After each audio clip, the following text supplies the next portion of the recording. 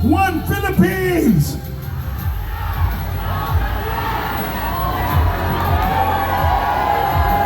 Alam mo, ulitin natin.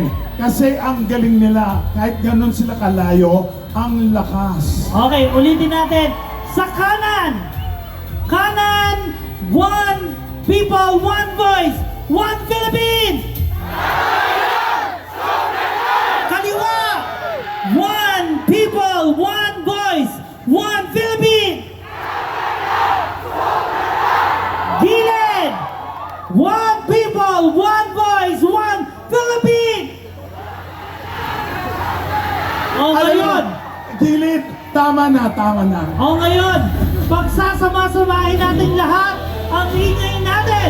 Kaya naman, one people, one voice, one Philippines! Yeah! Alam mo partner, unfair. Kasi meron pa palang gilid dito. Hindi natin napapansin, baka magtampo. Okay pa ba kayo dyan? Gusto nyo bang sumali? Sige, kailangan matuog nyo ang boses ng kanan, kaliwa at gilid. Ready na kayo? Ay parang wala namang kayong kwentang kausap. Pwede ba kayo? Sige nga, parinig nga. One people, one voice, one Philippines. Ano daw? Ewan ko ba dyan? Pero mamaya, syempre katulad ng pinangako namin, marami pa po kami inihanda para sa inyo. But for the meantime, syempre, eto, panoorin muna natin to.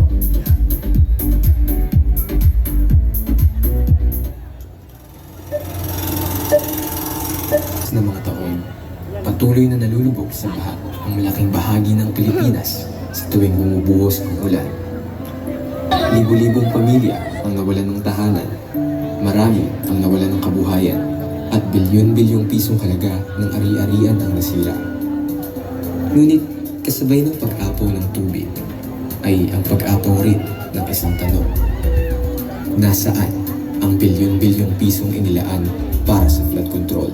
Kitang-kita ko na maraming proyekto para sa flood control ay palpak at bumubo. Sa mga nakaraang State of the Nation address, ipinagmalaki ng Administrasyong Pangulong Ferdinand Bongbong Marcos Jr. ang libu-libong flood control projects na ipinatupad sa iba't ibang panig ng bansa. Mahigit 5,500 flood control project ang natapos na at marami pang iba ang kasalukuyang ginagawa sa buong bansa. Ngunit nang muling bahain ng maraming lugar, nagsimulang kwestiyonin ng publiko kung naging sapat at epektibo ba ang mga proyektong ito. Matapos ang malawakang pagbaha, iniutos ng Pangulo ang pagsisiyasat sa mga flood control projects at bumuo ng isang Independent Commission for Infrastructure upang suriin ang mga implementasyon ng mga ito. Ayon sa Malacanang, layunin nitong tiyakin ang pananagutan. Ngunit ayon sa ilang kritiko, tila inunahan ng administrasyon ang pagsisiwalat ng issue upang maipakita na ito mismo ang nangunguna sa investigasyon. I'm the one who exposed all of this. Yung iba, guni-guni lang. Ito yung sinasabi ko na hanggat hindi natin ina-address yung sistema na yan, kinakailangan mapalitaw natin sino ba yung mga proponent na yan. Bakit ba nagkaroon ng allocated? Ba't nagkaroon ng leadership? Ba't nagkaroon ng program? Pagkat may diferensya yung NEP at saka yung GAA. Ikaw ang nagsimula ng investigasyon na ito, pero di mo sinasagot kung bakit hinayaan mo na salaulain ng Kongreso ang 2023, 2024 at 2025 GAA.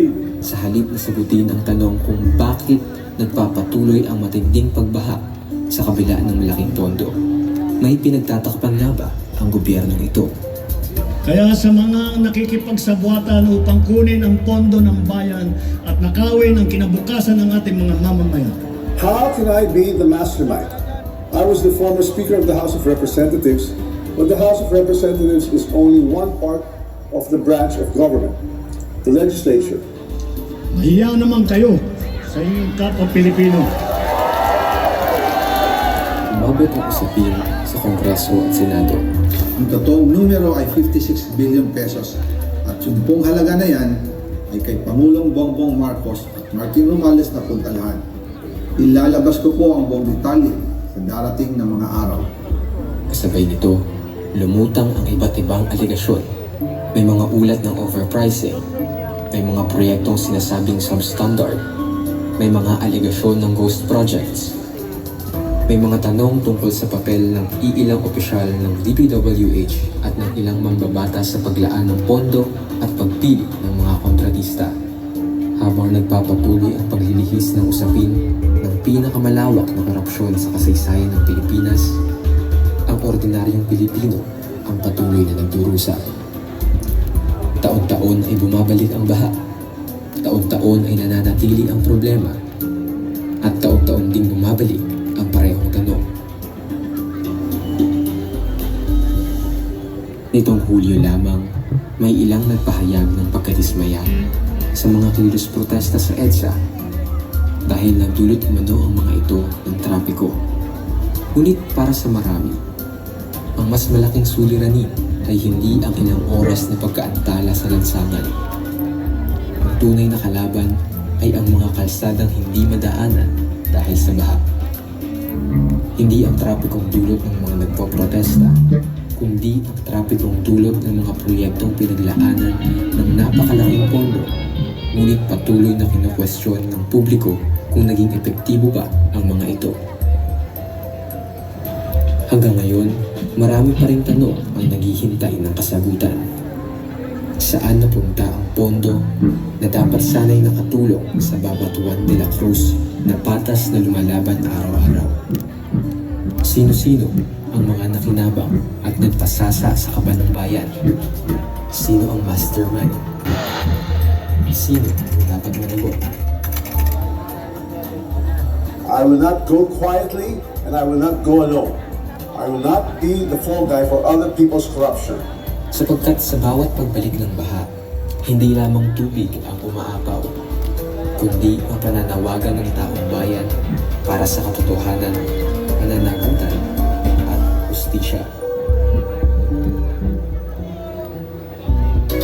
An uprising band from Sony Music Philippines. Ladies and gentlemen, palakpakan for Next Tone!